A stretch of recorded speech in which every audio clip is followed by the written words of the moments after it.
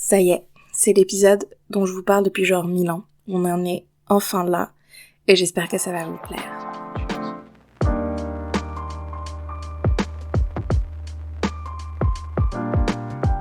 Bonjour à tous et bienvenue dans Un mythe dans le placard, le podcast qui dépoussière les mythes littéraires. Alors aujourd'hui, on va enfin parler de la réécriture de Barbe Bleue par Angela Carter, cette réécriture qui s'appelle Le cabinet sanglant. Déjà, avant de commencer, je vais faire quelque chose que je ne fais jamais, mais qui me semble nécessaire avec Angela Carter. C'est une sorte d'avertissement, trigger warning, diraient les Anglais, enfin, les Anglo-Saxons. Ce conte, c'est un conte qui est très violent. On parle de viol, on parle de violence et d'abus, que ce soit en termes d'abus mental ou physique. Donc si ce sont des sujets qui sont difficiles pour vous, n'écoutez pas cet épisode. Voilà. Et sinon, on va faire comme d'habitude, c'est-à-dire que je vais vous parler de l'autrice, avant ensuite de vous faire un résumé du conte, et puis enfin, on parlera des personnages, des thèmes et des symboles. Parlons d'Angela Carter. Angela Carter, c'est une autrice britannique qui est née en 1940 et qui est décédée en 1992 d'un cancer. Elle est donc journaliste, essayiste et aussi autrice de fiction, et elle est notamment connue pour sa fiction. C'est la reine de la réécriture et de la réappropriation féministe, bien qu'elle se détache complètement du mouvement féministe de l'époque. Marina Warner dira même sur elle qu'elle est beaucoup plus indépendante et beaucoup plus en avance sur son temps que les féministes de son époque. Elle écrit donc de la fiction, je pense notamment à son roman The Passion of New Eve, ou encore à son recueil de nouvelles Black Venus, qui est une réécriture de la Vénus noire de Baudelaire, mais aussi à des essais beaucoup plus pragmatiques, comme The Sadian Woman, qui est un essai féministe sur la manière dont les femmes peuvent parfois être complaisantes par rapport aux situations qu'on leur impose.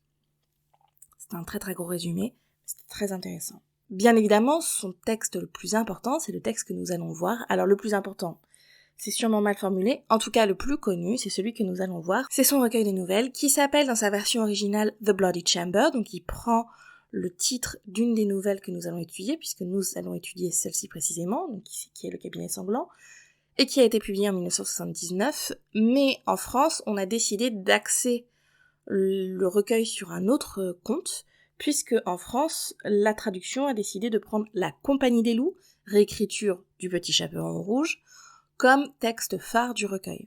On voit ici le côté culturel, et puis il fallait aussi pouvoir vendre ce recueil à un plus grand nombre de personnes, et l'idée de cabinet sanglant ancrait un peu trop pour les Français le genre dans du gothique, sombre, voire violent. C'est le cas de tout le recueil. The Bloody Chamber, c'est vraiment pas le conte le plus difficile. À mon sens, le plus difficile, c'est The Snow Child, c'est-à-dire la réécriture de Blanche-Neige. Il fait 2 pages, il est traumatisant à vie, mais ô combien nécessaire.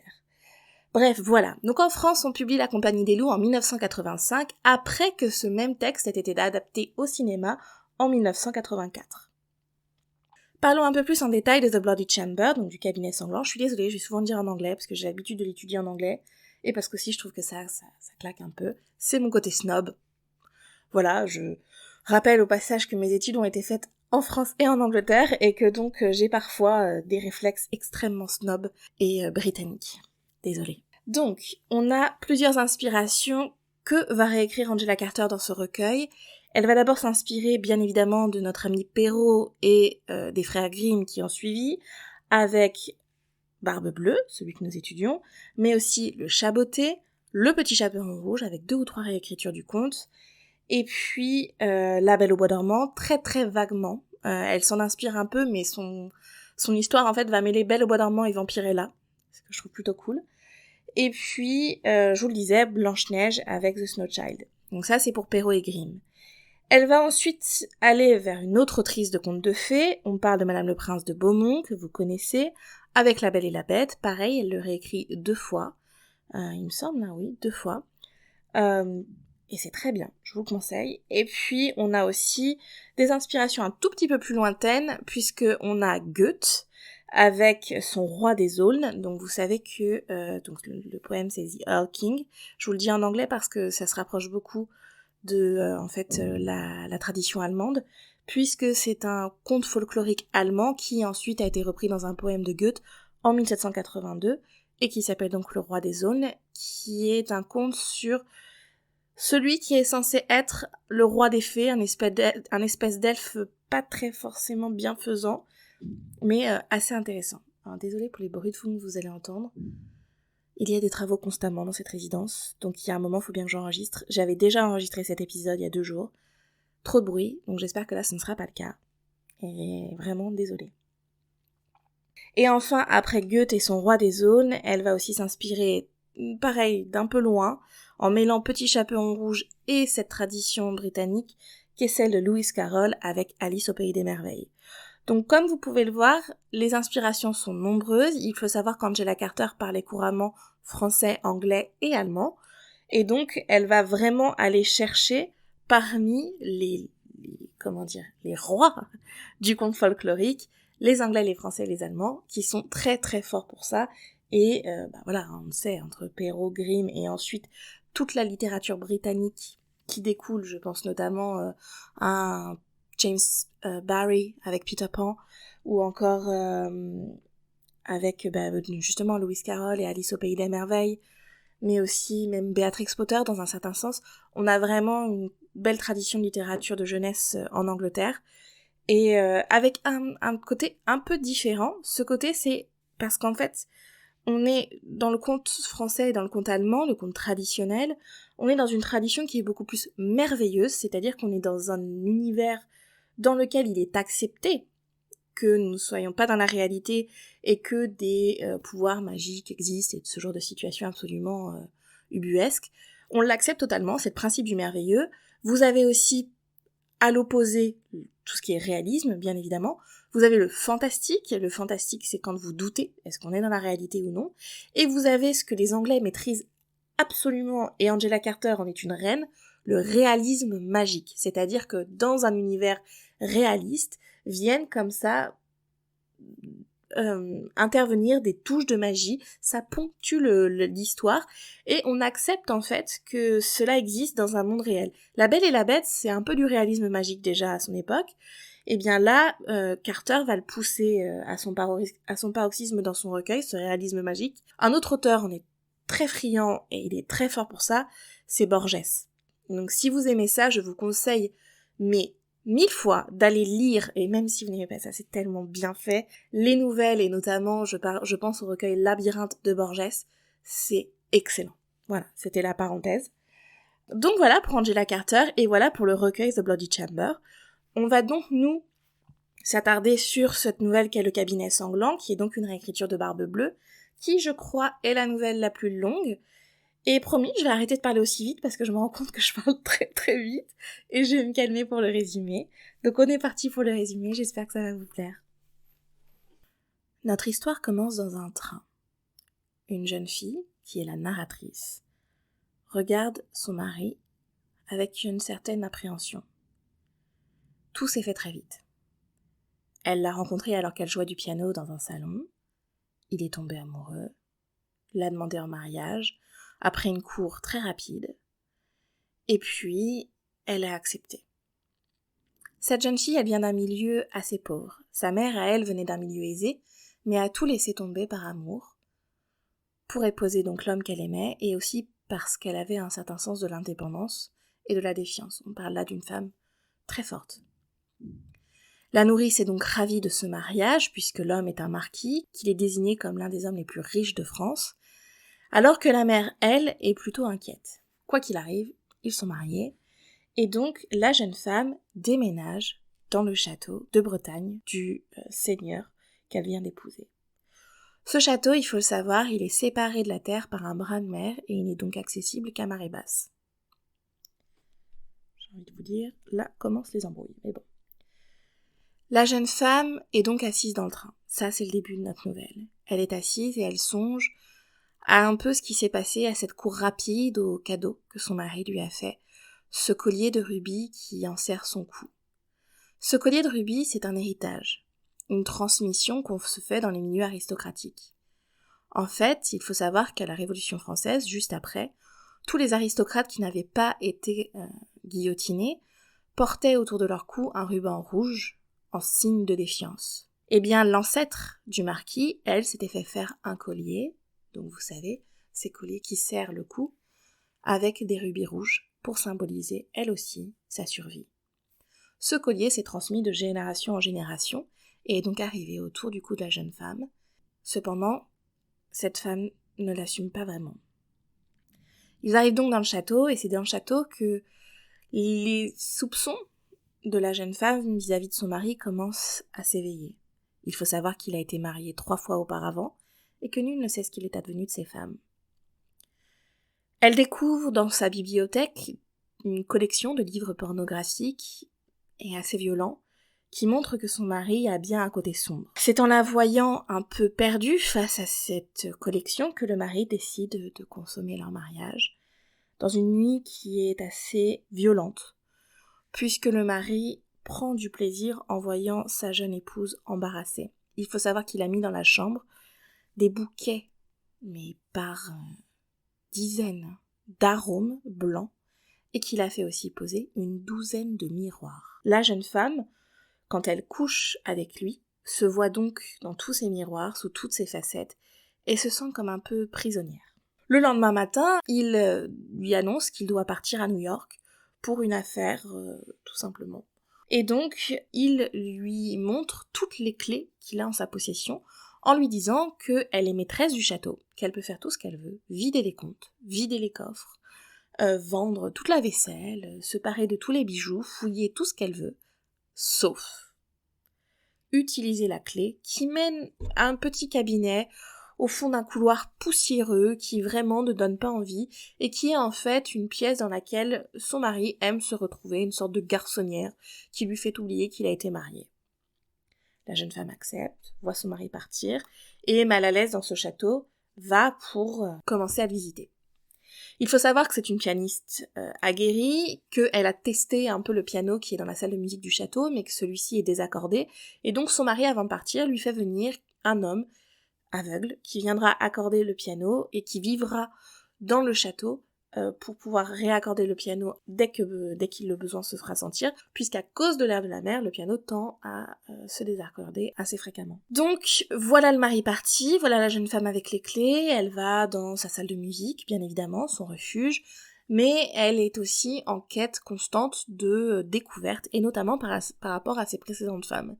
Elle découvre dans son bureau des lettres des 3 femmes que le mari a fréquentées. Les 3 femmes sont les suivantes.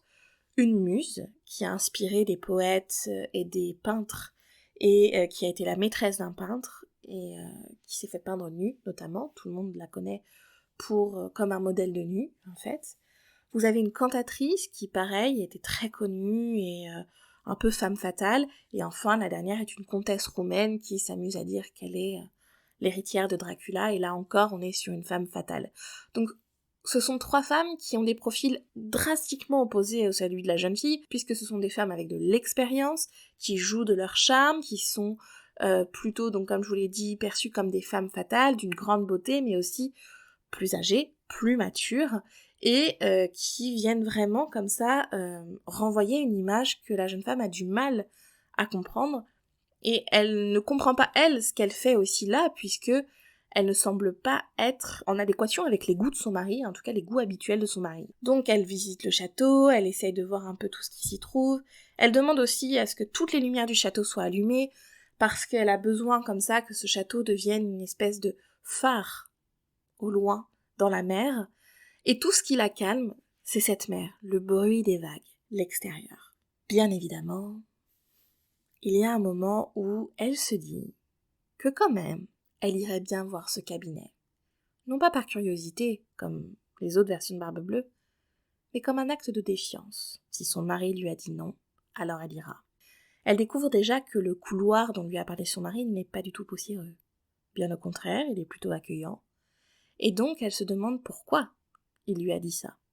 Enfin, elle se retrouve devant la porte du cabinet et entre sans l'ombre d'une hésitation. Ce qu'elle y trouve est tout simplement horrible. Il y a la cantatrice dans un cercueil de verre, embaumé. Il y a les ossements de ce qui semble être la muse. Et puis enfin, enfermée dans, vous savez, ces sarcophages avec plein de pics, se trouve la comtesse romaine, embrochée, dont le sang est encore frais. Toutes ces femmes, à part celle dont on retrouve les ossements bien sûr, mais les 2 femmes sourient. Elle se rend compte alors qu'elle est au milieu de jeux, il y a une roue, d'écartèlement, ce genre de choses, et qu'elle semble être au milieu d'une partie de sadisme en fait, qui a très mal tourné. Mais elle se rend compte aussi que tout cela est très intentionnel et que si ces femmes se sont livrées au jeu avec plaisir, le mari, lui, avait bien l'intention de les tuer. Elle panique, laisse tomber la clé qui s'imbibe de sang, et quand elle essaie de la nettoyer, après être sortie du cabinet, bien évidemment, la clé ne se nettoie pas. Vient alors la panique. Son mari est à New York, elle peut peut-être essayer de s'enfuir. L'accordeur de piano rentre dans la salle de musique et sent l'odeur du sang. La jeune fille paniquée lui raconte tout ce qu'elle a vu. L'accordeur lui promet de l'aider. Et alors qu'ils discutent tous les deux, elle tourne sa tête vers la fenêtre et elle aperçoit au loin son mari en train de rentrer. Elle se rend compte alors qu'elle a été piégée. Le mari rentre, demande les clés, se rend compte que l'une des clés est tachée de sang, sourit, rit même, et lui dit « Eh bien toi aussi il faudra mourir ».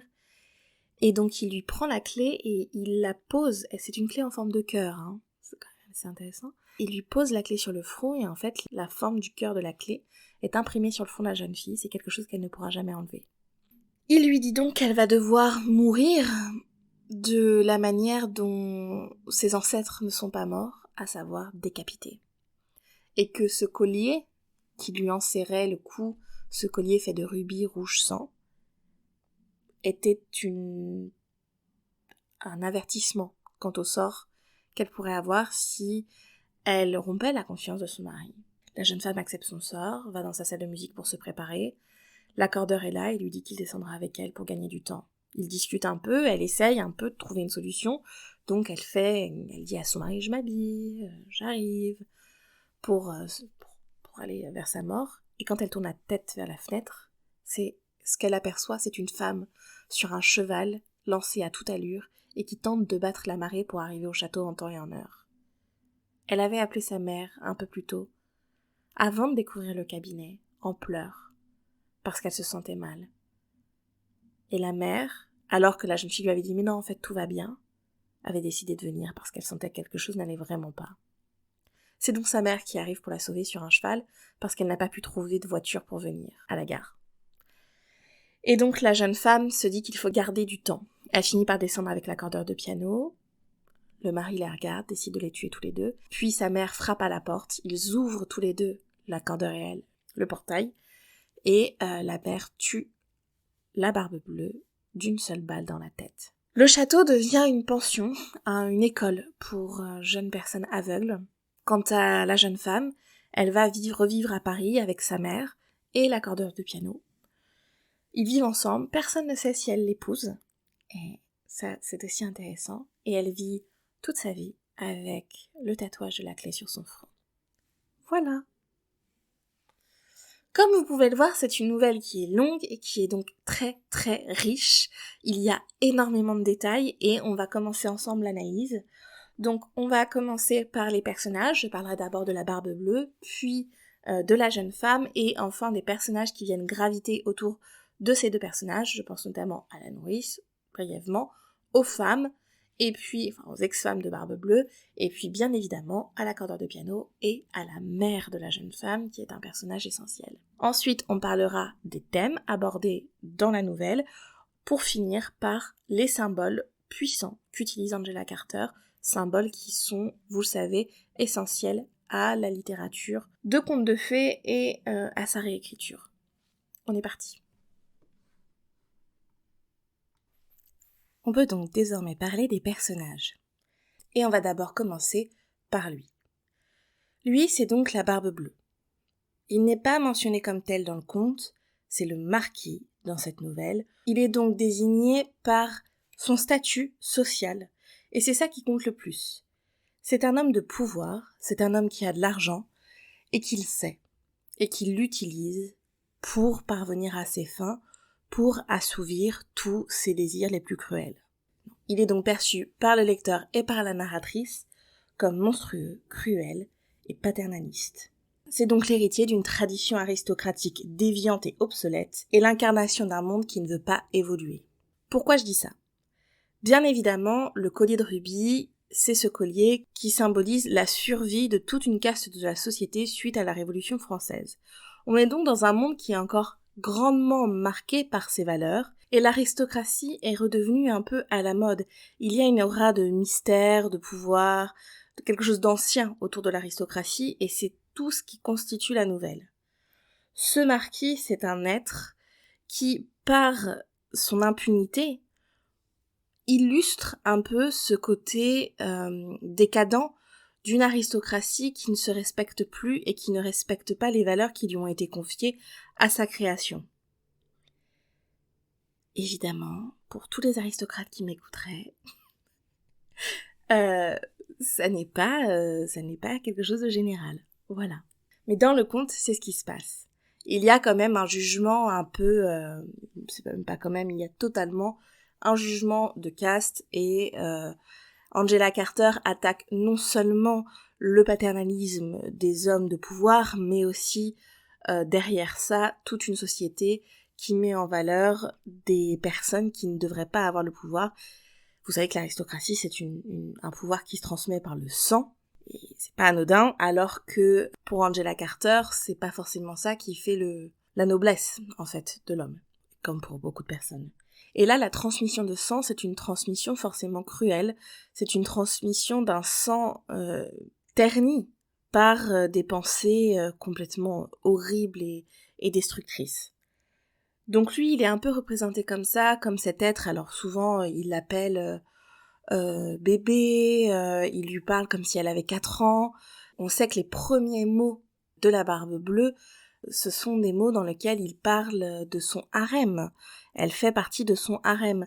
C'est la première fois qu'il prend la parole. Jusque-là, il était silencieux pendant la première partie de la nouvelle. Un bon quart, voire tiers de la nouvelle. Il est là, il sourit, il regarde, il inquiète, mais à aucun moment il ne parle, et quand il parle, c'est pour lui dire qu'elle est un objet dans sa collection. Donc on a vraiment toutes les caractéristiques d'un homme dans une société patriarcale établie sur, en plus, un régime aristocratique, vous avez compris. Mais en plus, il y a tout le côté collectionneur, sociopathe ou psychopathe, ça dépend. Vous savez que la différence est quand même assez intéressante. C'est en tout cas ce qu'on dirait. Maintenant, c'est que c'est un pervers narcissique. Là encore, on y est. Mon Dieu, je ris parce que c'est pas drôle, vous m'avez comprise. Mais c'est que on lui emploie un peu à toutes les sauces cette expression. Mais là, pour le coup, c'est vrai qu'en termes de psychologie, de psychanalyse, il coche toutes les cases. C'est donc un homme sadique, mais qu'il revendique, c'est-à-dire que on est dans le sadomasochisme pur à la base dans le jeu, et d'ailleurs, la manière dont est présenté le cabinet sanglant, c'est un cabinet qui est un cabinet de jeu, avant d'être un cabinet de torture, et puis qui devient un cabinet de torture, et enfin un cabinet de mort où la mort s'installe, mais aussi de condamnation à mort, puisque c'est ce cabinet qui va condamner notre héroïne. Donc il y a beaucoup de facettes, et ce que j'aime avec Angela Carter, c'est que bien que ce soit un monstre et qu'il soit condamné comme tel, elle vient nuancer un peu son personnage avec une scène qui est très dérangeante. Cette scène, ah oui, parce que j'ai oublié de le dire, bien évidemment, c'est un prédateur sexuel aussi. Bon, ça va avec, il coche toutes les cases. Donc dans cette scène, il vient de revenir de New York et il vient de comprendre que, comme prévu, comme ce qu'il l'espérait en fait, elle a cédé sa femme à son désir et elle est allée voir le cabinet sanglant. Et donc il la condamne à mort, mais il y a ce temps juste entre la condamnation et la prise de conscience, où il est assis sur son lit, la tête dans ses mains, les cheveux défaits, lui qui est toujours tiré à 4 épingles. Il y a dans ses yeux, normalement, c'est ce qu'elle dit, une espèce d'absence, un vide. C'est impossible d'aller voir ce qu'il pense, qu'il ressent vraiment. Et là, il y a comme un lâcher-prise, comme une révélation. Dans son regard, elle le voit comme un être triste, torturé, diminué, enfin un peu lui-même. C'était ma vie que je tenais entre mes mains parmi ses clés et que j'allais dans un instant déposer entre ses doigts parfaitement manucurés. La vision de cette chambre sanglante m'avait prouvé que je ne pouvais attendre nul merci. Pourtant, quand il leva la tête et me dévisagea de ses yeux aveugles, voilé comme s'il ne me reconnaissait pas, je fus prise d'une espèce de pitié terrifiée pour lui, pour cet homme qui vivait en des lieux si étranges et si secrets que, si je l'aimais assez pour l'y suivre, il me faudrait mourir. L'atroce solitude de ce monstre. Le monocle lui était tombé du visage. Sa crinière bouclée était en désordre comme s'il avait passé ses doigts à travers dans sa détresse. Je vis qu'il avait perdu son impassibilité et débordait maintenant d'excitation contenue. La main qu'il tendait pour saisir ses jetons dans son jeu d'amour et de mort tremblait un peu.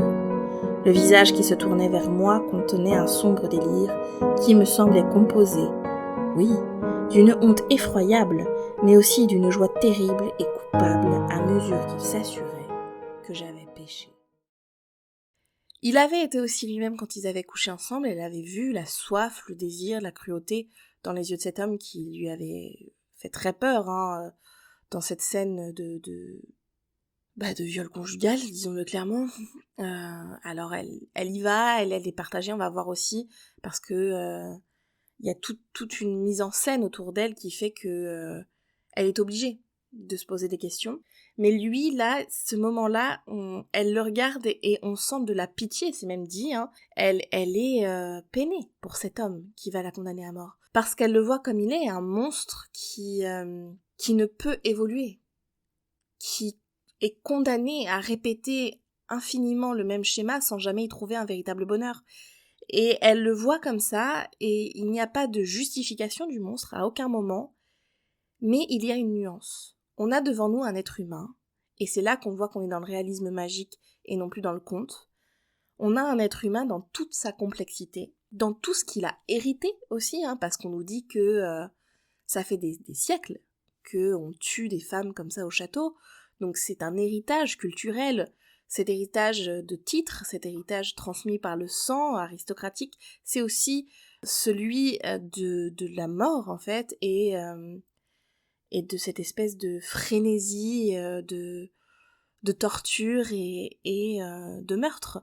Donc il y a quelque chose qu'il subit dans un sens, alors sans en faire une victime, c'est quelqu'un qui est entièrement responsable, et c'est là, pour moi, l'intelligence de l'écriture d'Angela Carter, c'est qu'à aucun moment on se dit « pauvre homme ». On se dit ah oui, mais alors c'est donc ça, vous savez, parce qu'on a toute cette mouvance qui va naître après, très très encore à la mode dans la littérature young adult, où on vient justifier les actes violents et pervers d'hommes torturés. On vient expliquer que c'est pas de leur faute, ils sont l'héritier de parents défaillants, de structures défaillantes, et que les pauvres, eh bien il faut les sauver. Il y a une espèce de victimisation, C'est aussi, si on pense, et j'en reparlerai dans la 3e saison, mais c'est ce que fait Vinny quand lui met en scène son mythe de Satan. C'est son personnage féminin, Eloa, c'est un personnage qui veut racheter Satan, qui pense pouvoir l'aider parce que c'est une pauvre victime et qu'elle est attirée et qu'il faut le sauver. Et en fait, il l'entraîne, parce que c'est un monstre. Parce que même s'il est torturé, ce qui l'emporte, c'est la monstruosité. Et là, ce que fait Angela Carter, c'est qu'à aucun moment, elle ne nous fait douter de ça. On sait que son personnage est un monstre, mais elle nous montre les failles du monstre. Des failles qui ne sont pas des justifications, à peine des explications, mais qui existent vraiment parce que c'est un être humain qu'on a face à nous. Et en ça, c'est vraiment brillant. Et c'est la même chose avec son personnage féminin. La jeune femme que l'on rencontre dans le train, c'est une jeune femme émerveillée, éblouie, qui a une appréhension sans avoir une vraie peur.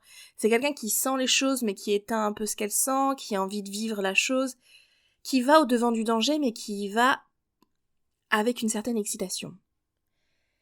Elle est curieuse, elle est courageuse et en même temps assez lâche dans sa manière de voir les choses. Cette jeune femme-là, c'est l'adolescente qui sort de chez elle. Vraiment, on est dans le rite de passage, on va en reparler, mais elle sort de chez elle et elle va découvrir le monde.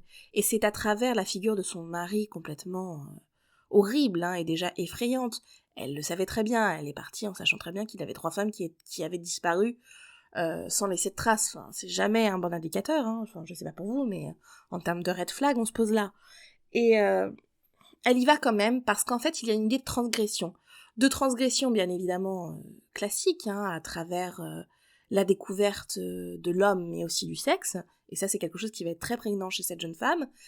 Et puis, il y a aussi la transgression des valeurs qu'on lui a inculquées à travers la figure maternelle qui l'a poussée à travers ses histoires à être dans l'indépendance, dans l'amour véritable, dans le courage, dans la défiance. Et en fait, cette jeune femme, peut-être que elle a un peu trop souffert de cette image maternelle un peu parfaite, de cette image maternelle forte, et donc elle va aller à l'encontre de cette image en épousant l'héritier d'une tradition désuète et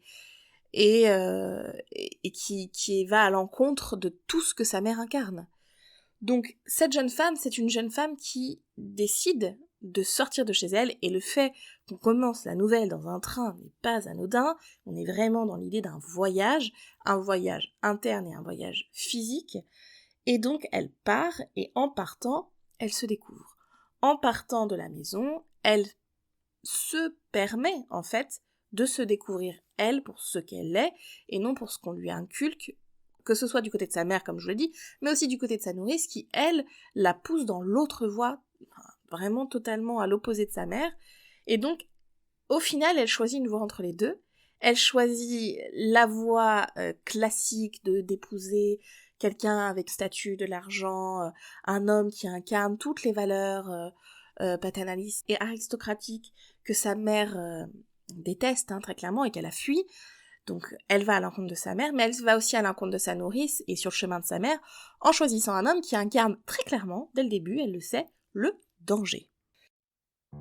Je le vis qui m'observait dans les miroirs dorés, de l'œil appréciateur du connaisseur examinant un pur sang, voire de la ménagère au marché, les pièces de viande à l'étal.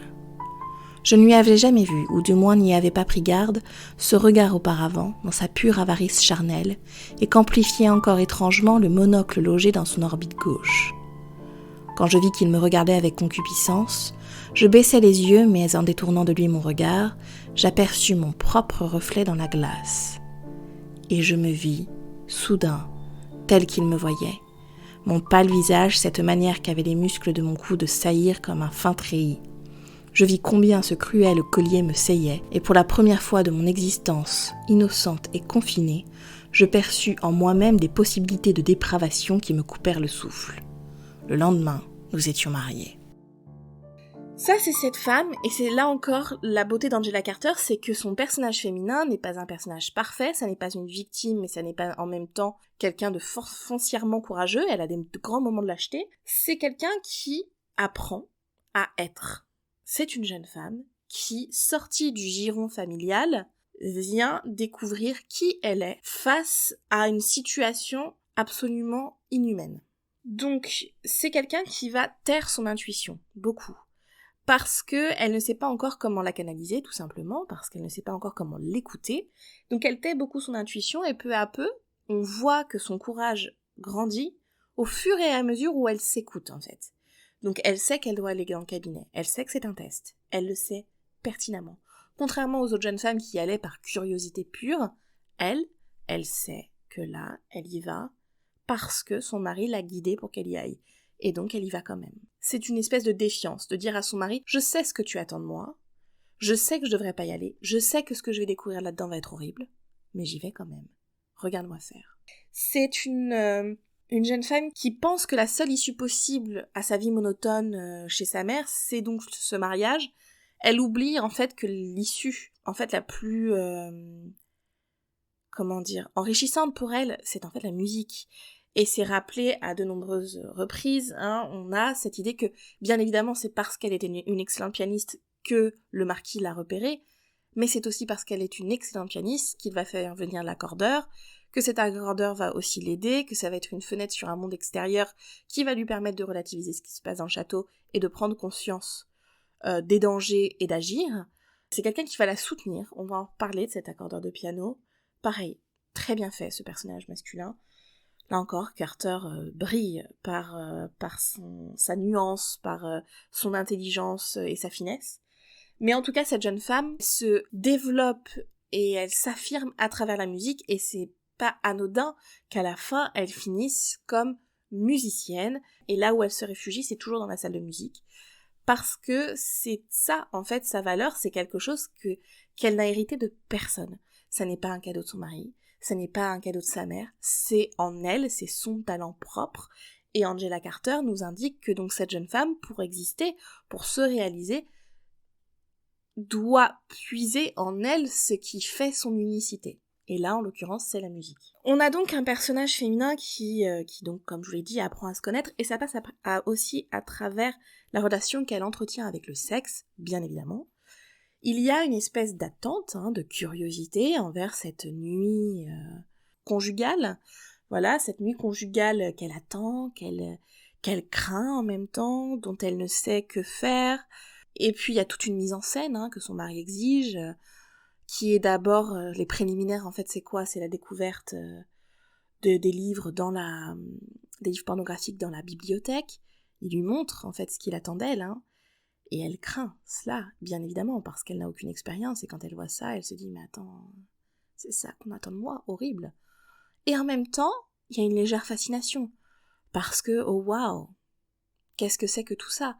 Donc c'est une jeune femme qui assume ses désirs sexuels, qui en a vraiment, et c'est bien aussi de pas en avoir fait une espèce de prude comme ça, qui rejette la sexualité. Bien évidemment que non, c'est une adolescente normale, qui évidemment a du désir, a des envies, et donc c'est vrai qu'elle est plongée tout de suite dans une espèce de Sodome et Gomorrhe comme ça, où sa sexualité, son image de la sexualité est confrontée à une réalité beaucoup plus cruelle et beaucoup plus violente que ce à quoi elle s'attendait. Donc elle attend sa nuit de noces, elle l'attend avec une certaine appréhension, et en même temps ça l'intrigue. Et donc elle y va, et en même temps cette nuit de noces, une fois qu'il l'a confrontée donc à la pornographie de ses livres, c'est ses livres pour s'endormir, j'imagine, chacun son délire, il l'a fait vêtir d'une robe blanche immaculée qu'il lui avait déjà fait porter à l'opéra, comme ça, comme on habille une poupée. Et donc il lui met cette robe blanche qui symbolise la pureté. Je vous rappelle que c'est la seule de ces femmes qui est vierge. Les 3 autres étaient des femmes avec une certaine expérience et connues pour cela. Il lui met cette robe blanche et bien évidemment le collier rouge, le collier de rubis, qui vient l'inscrire dans un panthéon féminin familial. Je vous passe le côté freudien du truc, où clairement ce monsieur cherche sa maman, mais on va pas revenir là-dessus.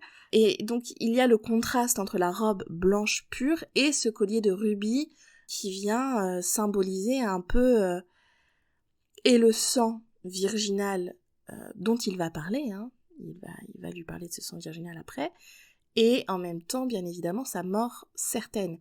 Donc, il couche avec, et en même temps, il la condamne à mort. Voilà, il préfigure sa mort en couchant avec elle. C'est sympa pour commencer sa vie sexuelle, c'est top, vraiment. Et puis, bien évidemment, c'est une scène avec une énorme violence qui n'est pas forcément décrite comme telle, mais qu'on ressent énormément. Donc, il y a des descriptions où on sent que, elle est prisonnière, en fait, de cet homme, et que ce qu'elle avait en tête n'est pas du tout ce qui est en train de se passer, et qu'on est en train de se servir d'elle, et de se servir tout court, de prendre ce qui l'intéresse. Elle devient un objet, une poupée, je vous l'ai dit, et cette objectification, c'est là qu'on bascule dans le viol conjugal, en fait. C'est-à-dire que à aucun moment il ne prend en considération ses désirs à elle, à aucun moment il cherche à voir si elle est à l'aise ou non. Elle est terriblement mal à l'aise, elle n'est pas bien, après elle se sent très très mal. Elle craint un peu un retour à la chambre nuptiale, et en plus il lui impose cette espèce de vision horrible en mettant 12 miroirs dans la chambre. On reparlera des miroirs, mais bon voilà, donc on est vraiment dans cette scène-là. Et là encore, ce personnage féminin, c'est un personnage qui ne sait pas quoi penser de ce qui vient se passer, tout simplement parce que elle ne sait pas ce qui s'est passé. Elle le ressent en elle, mais il n'y a personne pour mettre des mots dessus. Et elle appelle sa mère en pleurs. Et elle lui dit non, en fait, tout va bien, et elle raccroche. Et là, on voit que cette réaction, c'est une réaction évidemment d'une femme qui s'est faite violer. Et en fait, à aucun moment ça n'est dit. Et là encore, l'intelligence d'Angela Carter, c'est de dire à son lecteur, vois ce qu'elle ressent. Cette absence de mots sur ce qu'elle a vécu, cette absence d'explication sur ce qu'elle a vécu. Elle sait que ce qui s'est passé, c'est pas quelque chose qu'elle aurait dû subir, mais elle n'en est pas si sûre que ça parce qu'elle sait pas comment ça se passe. Donc, est-ce qu'elle est condamnée à cet avenir-là? Ou bien, est-ce qu'elle peut faire quelque chose contre? Et peu à peu, l'idée surgit de « mais c'est pas normal, et qu'est-ce que je vais faire pour pouvoir contrer ce mari cruel et abusif ?» Et s'ensuit le reste de l'histoire. Donc là encore, un personnage féminin d'une richesse incroyable, d'une finesse, d'une intelligence. Vraiment, Angela Carter est incroyable. Je vais peut-être le dire 1000 fois dans cet épisode, et ça ne sera pas assez. Il y a une grande intelligence dans ce texte. Je vais pas repasser sur les personnages féminins parce que on en a déjà parlé. Je vous ai déjà parlé de la mère, je vous ai déjà parlé de la nourrice, des autres femmes. Il n'y a pas grand-chose d'autre à dire. Mais par contre, j'aimerais qu'on parle de l'accordeur et des domestiques. Donc par exemple, cet accordeur de piano qui a, pour moi, un rôle essentiel et qui vient un peu cristalliser ce qu'on perçoit sur le personnage féminin. Voilà. Déjà, c'est un guide. C'est quelqu'un qui est là pour la soutenir. Il se positionne comme tel. Quand il l'accompagne en bas pour qu'elle aille retrouver la barbe bleue afin qu'il la tue, à aucun moment il ne se propose de la sauver. Il est là pour l'accompagner, pour que, quitte à ce qu'elle meure, elle ne meure pas seule et qu'elle sente que quelqu'un était là pour elle, qui l'a aimée et qui avait ses meilleurs intérêts à cœur. Et ça, c'est quelque chose qui, pour moi, est essentiel. C'est-à-dire que le personnage masculin qui est là, ce qu'on appelle love interest, ça n'est pas vraiment un. À aucun moment on nous parle de véritable amour, de coup de foudre. Elle l'aime parce qu'ils ont connu le même traumatisme. Il y a une idée d'avoir partagé quelque chose, et de cet homme qui, à aucun moment, n'essaiera de prendre le dessus sur elle, et je pense que c'est quelque chose qu'elle va plutôt valoriser. On nous dit pas du tout qu'ils se marient à la fin du texte, on sait qu'ils vivent ensemble, mais il n'est pas question de mariage. Et là encore, il y a une espèce de travail sur ces notions sociétales, culturelles, qu'incarne très clairement le mariage. Eh bien, là, vraiment, cet homme-là, on sort complètement de la vision très paternaliste et traditionnelle qu'on peut avoir pour une jeune femme de cet âge et à une époque qui n'est pas précisée, mais on est fin 19e, début 20e. Voilà, enfin, il y a vraiment une idée de vouloir extirper un peu cette jeune femme de cette société-là, et en fait, elle le fait toute seule, en choisissant comme partenaire de vie, comme second partenaire de vie, cet homme qui est à l'opposé de celui qu'elle avait choisi en premier lieu, et qu'elle avait choisi pas vraiment en fait. Qu'elle avait accepté de suivre, parce que c'était lui qui l'avait choisi. Donc là, on y a aussi une idée que elle est beaucoup plus active, proactive, même dans le choix de son partenaire de vie, alors que ce n'était pas forcément le cas au début. Lui, c'est donc un guide, c'est un soutien, il ne la sauve pas. Et ce qui est très intéressant, c'est que, petit 1, il est aveugle, et pendant tout le texte, il se repose non pas sur ce qu'il voit, mais sur ce qu'il sent. Il est très intuitif, il est dans la perception, et là où je vous avais dit qu'elle a tendance un peu à taire cette intuition, il va l'aider à valider ses sentiments, à lui montrer que sa manière de faire peut aussi s'appliquer à elle et qu'elle en a toutes les capacités. Donc ça, c'est la première chose, c'est qu'il va libérer quelque chose en elle sans être celui qui lui montre consciemment. C'est pas quelque chose qu'il fait à son attention, c'est ce qu'il est, Et ça permet à cette jeune femme de voir un autre modèle et de prendre en considération le fait qu'elle est capable de reproduire ce qu'elle voit là, puisqu'en fait elle l'a en elle.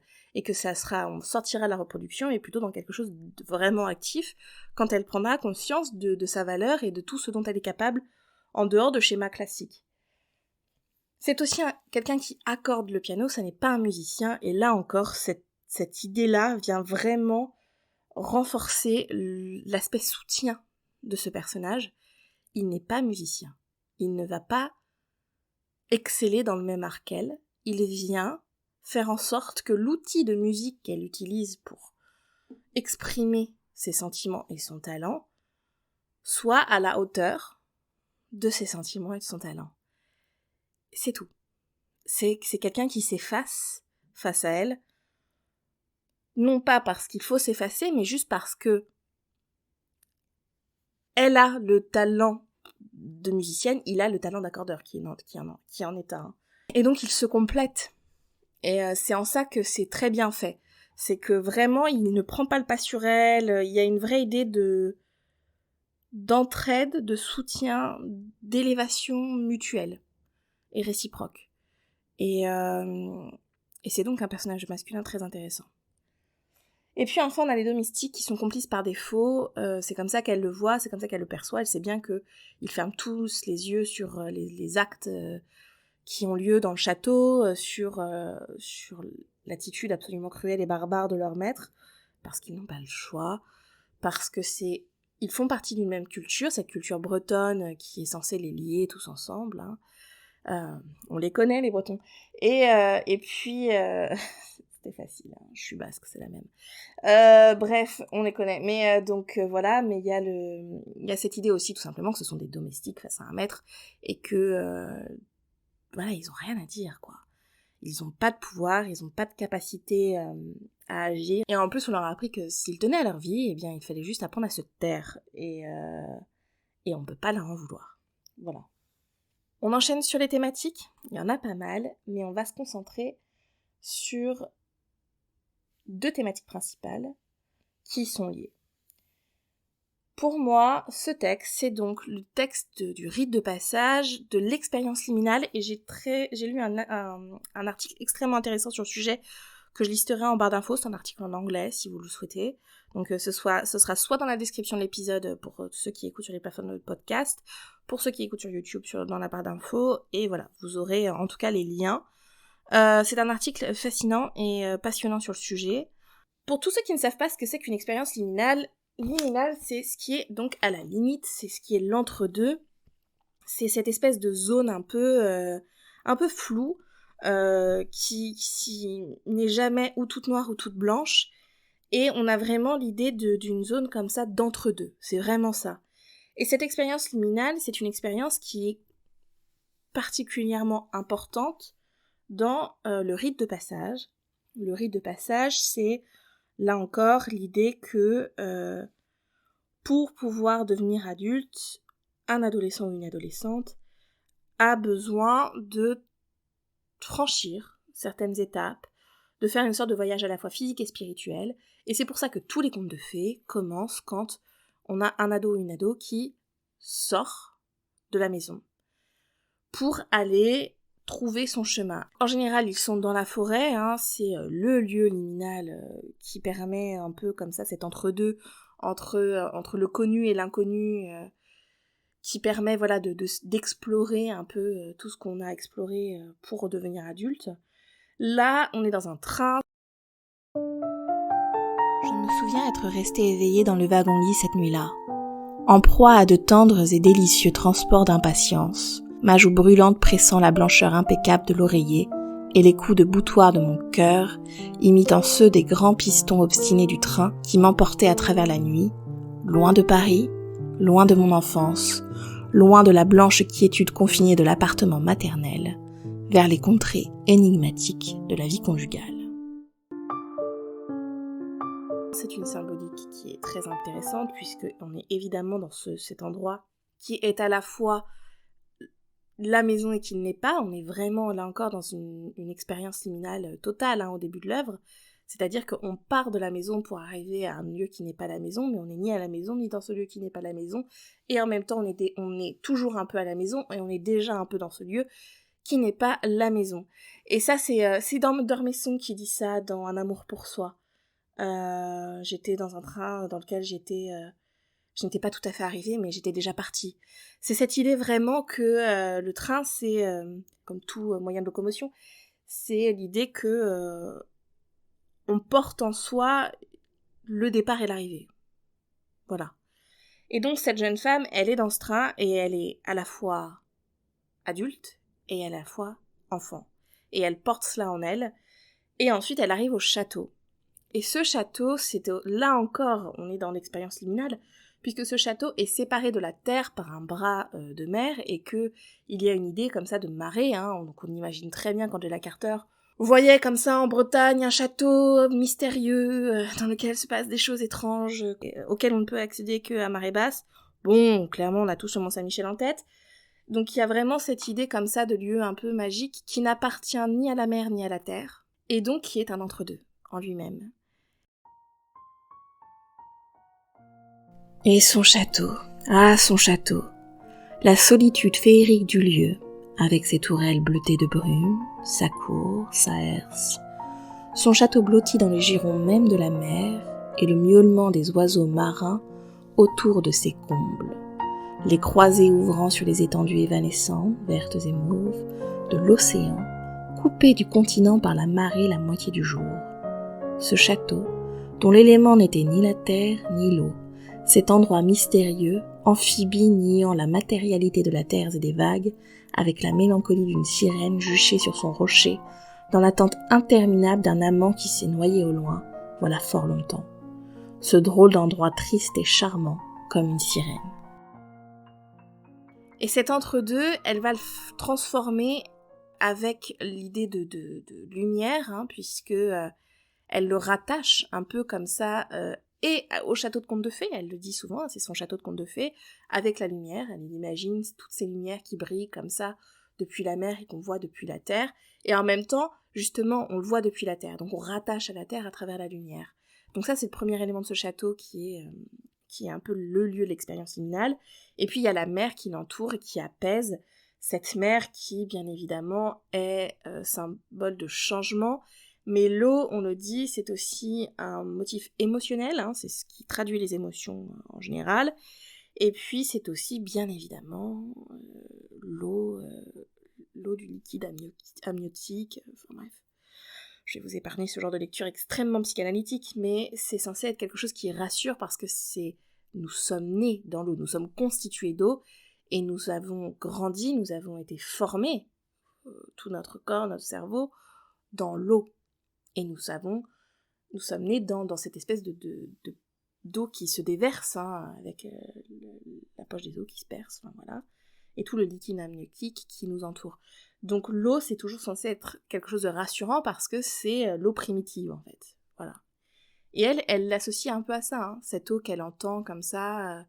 Et en même temps, c'est l'eau qui la sépare du monde, c'est l'eau dangereuse parce que cette mer qui, quand elle est à marée haute, ne permet pas de se rattacher à la terre, c'est celle qui court après sa mère, qui essaye d'échapper à la marée pour pouvoir sauver sa fille aussi.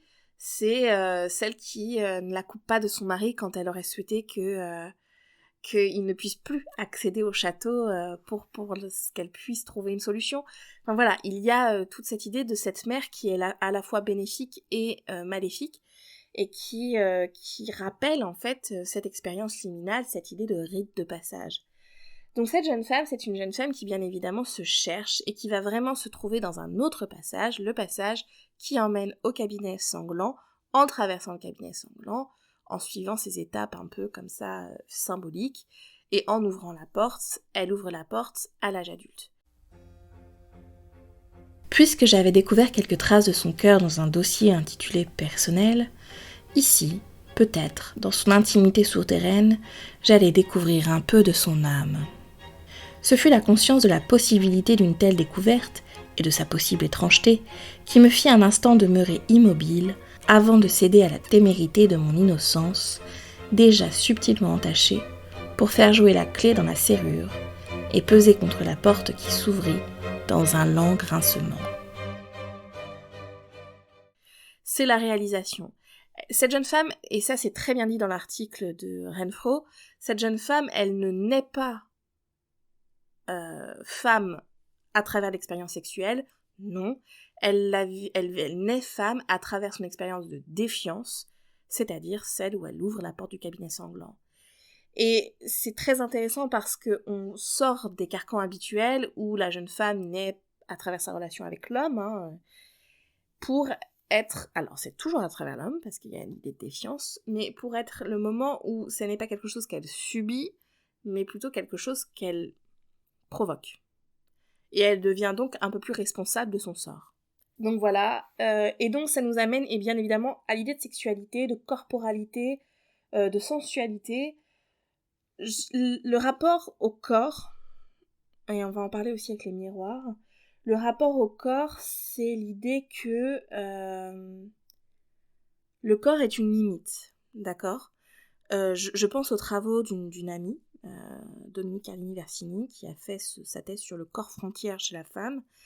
Et cette idée de corps frontière, c'est quelque chose qu'on retrouve un peu ici, c'est que ce corps, elle n'en parle pas tellement, il ne lui appartient pas, il appartient à son mari. Et c'est bien symbolisé par ce collier, qui est comme un collier qu'on mettait au bagnard, d'accord ? C'est un symbole d'emprisonnement. Le corps appartient à son mari, c'est le corps sensuel, c'est le corps sexuel, c'est la pornographie, le désir et aussi, bien évidemment, je vous l'ai déjà dit, le viol. Il me fit mettre mon collier, le bijou de famille légué par une femme qui avait échappé au couperet. Les doigts tremblants, je le fixai à mon cou. Il était froid comme la glace et me transit. Il tordit ma chevelure en une corde qu'il souleva de mes épaules afin de pouvoir mieux embrasser le creux duveteux de mon cou sous mes oreilles. Cela me fit frissonner. Et il baisa aussi ses rubis éclatants. Il les baisa avant de baiser ma bouche. Transporté, il déclama « Elle n'avait gardé que ses bijoux sonores ». Une dizaine d'époux empalèrent une dizaine de jeunes mariés, tandis que les mouettes criardes se balançaient sur d'invisibles trapèzes dans l'air vide du dehors. Donc cette sexualité, elle passe par l'envie de découverte avant d'être ternie par la violence qu'on lui impose, et on n'en parlera plus par la suite. Vraiment plus. Et c'est une thématique qui est assez intéressante parce que c'est quelque chose qui est dit à demi-mot. Donc jusque-là, on est dans le conte et tout, donc c'était pas forcément dit vraiment, mais là, dans cette nouvelle qui se destine beaucoup plus à un public adulte, The Bloody Chamber, clairement adulte. Je ne ferais pas dire ça à des ados. Il y en a d'autres qui s'y prêtent en tant que recueil, mais celle-ci non. Il y a vraiment une idée de dépossession du corps que la jeune femme doit regagner au fur et à mesure, et cette dépossession passe bien évidemment par la sexualité. Sexualité, je vous le redis, imposée. Donc voilà, ça c'est un peu pour les thématiques, on est vraiment dans l'idée d'expérience, c'est ce qui résume le tout, et dans l'idée de découverte, et une découverte qui n'est pas toujours évidente parce qu'elle est souvent marquée par l'imposition de certaines choses, par des circonstances qui ne sont pas forcément très positives et qui ne sont pas forcément faciles à gérer. Donc voilà. Maintenant, on va juste parler des symboles et je parlerai de 3 symboles. Donc on va commencer par notre premier symbole qui est le miroir. Le miroir, c'est un symbole classique du conte de fées, vous le connaissez. Si je vous dis miroir, conte de fées, tout le monde crie Blanche-Neige. Enfin, ne criez pas, mais vous avez compris. Donc Blanche-Neige, bien évidemment, dans lequel le miroir est à la fois symbole de vérité, d'une vérité crue et dérangeante, mais aussi de beauté, bien évidemment. Et enfin, et on va y venir, d'omniscience. Vous allez comprendre. Là, dans notre nouvelle, on a donc une douzaine de miroirs qui sont dans la chambre. Ces miroirs, ça permet bien évidemment d'objectifier la femme qui devient une espèce de peinture, qui devient un objet qu'on peut observer comme ça sous toutes les coutures, qui ne peut plus se cacher du regard de son mari et qui est un peu obligé de subir ce reflet comme ça qu'elle aperçoit un peu partout et dont elle n'a pas très envie. Donc ça, c'est la première chose. On a donc cette idée de mise en scène, de tableau, qui vient renforcer l'objectification. Et puis, il y a cette idée d'omniscience, elle est là, c'est-à-dire qu'avec le miroir dans Blanche-Neige, c'est le miroir qui sait où est la jeune femme, qui sait qu'elle existe encore. En fait, pas forcément où elle est, si elle lui dit où elle est d'ailleurs, mais qui sait qu'elle existe encore, qu'elle vit encore. Quand le bûcheron ramène le cœur d'une biche, en faisant passer le cœur pour celui de Blanche-Neige, eh bien, la reine pense qu'elle est morte, et le miroir lui affirme le contraire, parce que le miroir sait tout.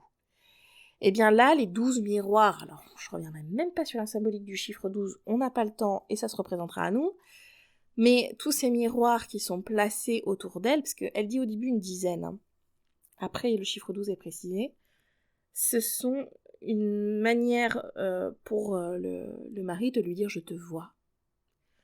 Je te vois et tu ne peux pas échapper à mon regard. Quoi qu'il arrive, je te vois.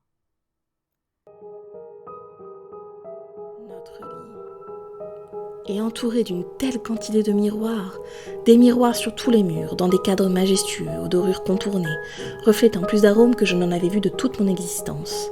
Il en avait empli la pièce pour accueillir l'épousée, la jeune épousée. La jeune épousée était devenue cette multitude de filles que j'apercevais dans les miroirs, identiques, dans leur tailleur bleu marine, très chic. « Voyez, dit-il, désignant d'un grand geste ces élégantes jeunes femmes, je me suis offert un harem entier. » Et donc elle ne peut rien faire de caché. Et à partir de ce moment-là, on sait tout de suite que lorsqu'il lui donne les clés dans cette même chambre, il lui dit « Je te verrai transgresser l'ordre que je t'ai donné, nécessairement. » Donc ça, ce miroir, pour moi, c'est vraiment ça qui est le plus important, c'est cette idée de deuil, comme ça, j'allais dire œil de Moscou, mais en même temps, on va peut-être éviter en ce moment, mais cette idée de deuil qui voit tout. C'est un peu le Sauron de la nouvelle d'Angela Carter, quoi. Donc voilà, c'est référence. Donc ça, c'est la première chose. Et puis le deuxième motif, je ne vais pas revenir sur les bijoux avec ce collier, on en a déjà assez parlé. Le deuxième motif, c'est celui des fleurs, et pas n'importe quelles fleurs, ce sont des arômes. Donc je ne sais pas si vous voyez tous ce que c'est un arôme, sinon je vous encourage à aller voir. C'est cette forme un peu en forme de cône blanche. Alors elle a plusieurs couleurs, mais on la voit souvent blanche. On appelle ça les lys des vallées, il me semble, les lys des jardins. C'est une idée de pureté, donc voilà. C'est une fleur qu'on offre en cas de dilemme. Et c'est cette fleur qui vient peupler toute la chambre, bien évidemment, le mari en a mis dans toute la chambre. Mais avant cela, la jeune femme compare son mari à un arôme. Elle dit qu'il lui fait penser à un arôme. Pas encore. Plus tard, l'attente est la plus grande part du plaisir, mon petit amour. Et je me mis à frémir, comme un pur sang avant la course, mais aussi avec une manière de peur, car j'éprouvais à la fois un bizarre émoi personnel à l'idée de l'amour, en même temps qu'une répugnance que je ne pouvais maîtriser à l'encontre de sa lourde chair blanche, qui avait trop en commun avec les brassées d'arômes qui remplissaient ma chambre dans de grands bocaux de verre. Ces arômes de pompes funèbres dont le lourd pollen vous poudre les doigts, comme si vous les aviez plongés dans le curcuma. Ces fleurs qui sont pour moi à jamais associées avec lui, ces fleurs blanches et qui tâchent. Et donc l'un comme l'autre, sans qu'elle lui ait dit, se réunissent en fait autour de cette fleur, qui est donc la fleur du dilemme, qui est aussi appelée, en fait, arôme, ça vient du grec aron, qui veut dire barbe de l'épi. Voilà. C'est aussi son autre nom kala, qui vient de kalos, beau en grec. Donc on a vraiment l'idée de la beauté, mais aussi de la barbe, et donc on retrouve la vision de la jeune femme qui voit son mari comme un arôme, et la vision du mari qui voit sa femme comme quelque chose de beau. Il y a plusieurs mythes qui entourent cette fleur. Le premier, c'est qu'on dit que ce sont des gouttes de lait maternelles que la déesse Héra aurait laissé tomber de son sein en nourrissant son fils, et cela aurait fait pousser cette fleur. D'autres disent que dans la mythologie romaine, que Vénus jalousait la beauté de la fleur, et on sait que quand Vénus jalouse quelque chose, en général, on l'a vu avec Amour et Psyché, ça ne donne rien de bon. Je trouve ces traditions très intéressantes parce que ce sont des traditions liées à la femme, à la beauté, à la maternité, à tout ce qui est censé faire les qualités d'une femme dans une société patriarcale. Mais on dit aussi dans la mythologie chrétienne que c'est traditionnellement la fleur qui aurait poussé au pied de la croix du Christ, et que les taches sur les feuilles, ce sont les taches de sang du Christ. Donc on associe cette fleur au martyr, au sacrifice et au sang, et je pense bien évidemment à la couronne d'épines autour de la tête du Christ, qui, pour moi, me fait clairement penser au collier. Ça s'appelle en anglais un choker. Choker, en anglais, ça veut dire ce qui étrangle. Donc il y a vraiment une idée comme ça de quelque chose qui est douloureux, mais qui est aussi un ornement, et qui vient symboliser le martyr. C'est la fleur traditionnelle du mariage, parce qu'elle est aussi symbole de confiance et de pureté. Donc quand le mari offre des arômes à sa femme, il vient bien évidemment faire une petite blague, comme ça, en lui disant « voilà, symbole de notre mariage et notre confiance ». Mais bien évidemment, ça n'est pas forcément ce que cela veut dire. Il la sacrifie comme le Christ a été sacrifié. Il vient en faire une martyre.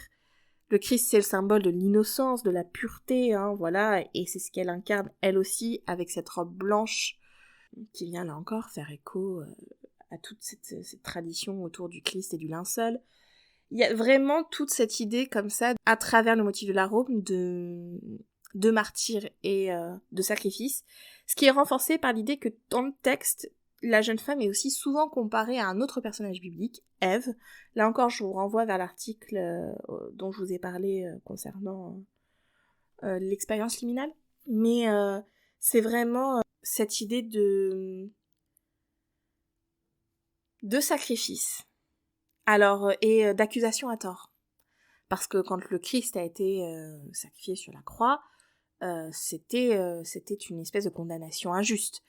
Quand Ève a soi-disant provoqué la chute du paradis, bien évidemment, on lui a fait porter le chapeau de manière injuste. Alors ça c'est une lecture a posteriori, alors que la lecture sur le Christ est une lecture classique, hein, biblique. Ce sont les deux pendants de cette mythologie chrétienne qui font de notre personnage principal une victime, mais aussi une martyre, et qui viennent faire aussi d'elle une héroïne un peu déchue comme ça, comme Ève. Et au final, elle transcende un peu toutes ces idées, et elle renaît dans un certain sens, hein, si on continue sur la mythologie chrétienne, elle renaît à travers cette expérience, elle se trouve véritablement, et elle s'affirme en dehors de l'identité de sa mère, qui la sauve, certes, mais dont elle n'emprunte pas forcément le chemin, parce qu'on n'a pas l'impression que ce soit l'amour qui compte le plus dans sa vie, contrairement à sa mère. Et en même temps, elle s'émancipe aussi des carcans sociétaux qui étaient incarnés par sa nourrice, et elle devient autre chose en fait. C'est ça qui est intéressant, c'est qu'elle sort de tout ça, elle sort de toutes ces symboliques qu'on lui impose, elle sort de cette expérience, liminale, du rite de passage, du rite initiatique, elle sort de tout ça pour s'incarner pleinement et pour ne plus être la victime ou la martyre de quoi que ce soit, mais juste être elle-même en fait. Il n'y a rien de révolutionnaire dans ce que je dis, mais voilà. Donc on est face à un conte, pour conclure, parce que c'était assez long, on est face à un conte qui vient vraiment déranger tout ce qu'on avait vu jusqu'alors, qui n'est pas forcément révolutionnaire, les thématiques sont là, mais qui vient dire ce qui n'était pas dit, qui vient montrer ce qui n'était que suggéré. Et à travers cela, à travers cette réécriture en réalisme magique de Angela Carter, on a vraiment une cristallisation des thématiques du conte qui, jusque-là, pouvait être évitée, en fait, et pouvait être regardée un peu avec une certaine distance. Là, Angela Carter vient nous dire « Voilà de quoi parle l'histoire ». Et vous n'avez d'autre solution que de voir en face ce qu'il se passe dans ce texte. Ce n'est pas un conte pour amuser les enfants, c'est l'histoire d'une jeune femme qui est abusée. Et voilà. Et on n'essaye pas aussi de dire que la morale, c'est que la jeune femme est trop curieuse. ou la morale politique qu'on a eue jusqu'alors, c'est de dire que il y a des monstres et qu'il faut se battre contre ces monstres et non les excuser, en fait. Et c'est à ça aussi que sert toute la nuance autour des deux personnages. Donc voilà. Je vais m'arrêter là parce que c'est très long, et j'espère que ça vous a plu. Je ne pouvais pas faire un épisode court sur ce texte. Le prochain épisode sera plus court, et chose promise, chose due, il sera sur Anatole France, et sa vision du conte. Donc ce sera un épisode plus court, très clairement, pour vous ménager. Mais bon, là on est en vacances, enfin il y en a qui sont pas en vacances, mais on est dans cette période estivale où parfois on a un peu plus le temps de faire certaines choses. Donc j'espère que ça vous plaira. Je vous embrasse et je vous dis à très vite. Ciao!